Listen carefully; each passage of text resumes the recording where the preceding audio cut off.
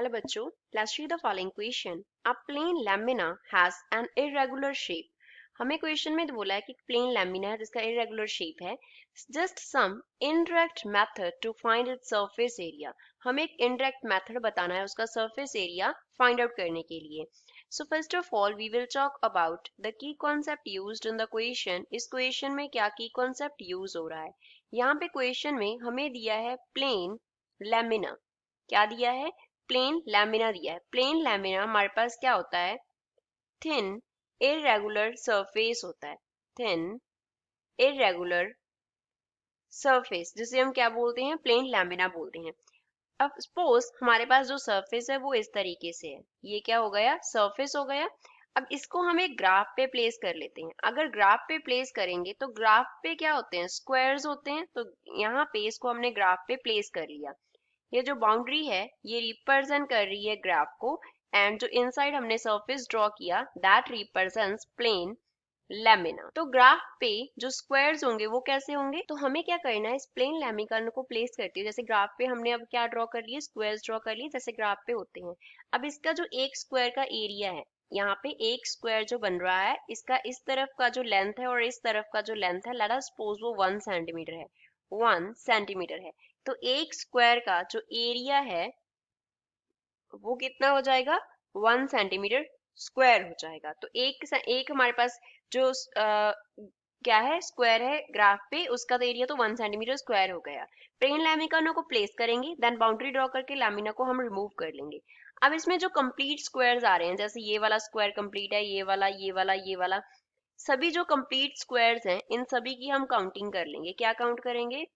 We will count कितने हमारे पास graph के अंदर फुल स्क्वायर आ रहे हैं. ग्राफ के अंदर कितने हमारे पास फुल स्क्वायर आ रहे हैं. तो जितने फुल स्क्वायर आएंगे लेट अस सपोज उसका नंबर जो है n है. प्लस इसमें हम क्या ऐड करेंगे? जो मोर देन हाफ स्क्वायर होंगे, more than half square include होंगे. सपोज उसका नंबर है n1. जैसे हमारे पास ये वाला स्क्वायर हो गया. अगर इस स्क्वायर की बात करें तो ये मोर देन हाफ जो है वो इसमें क्या है? इंक्लूडेड है.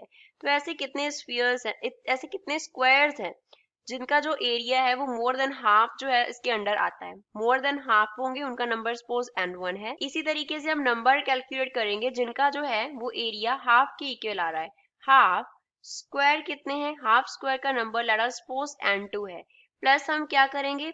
जो जिनका जो लेस देन हाफ है उनका हम नंबर, वैसे उनको कैलकुलेट करने की जरूरत नहीं होती. लेस देन हाफ जो होते हैं, लेस देन हाफ स्क्वायर जो होते हैं उनको हम क्या कर देते हैं? नेग्लेक्ट कर देते हैं. इनका नंबर सपोज n3 है. तो n3 को तो हम क्या कर देंगे? नेग्लेक्ट कर देंगे. n3 number will be neglected, क्योंकि बहुत स्मॉल एरिया हो गया तो वो दैट कैन बी नेग्लेक्टेड, उसका कोई ज्यादा डिफरेंस नहीं पड़ेगा.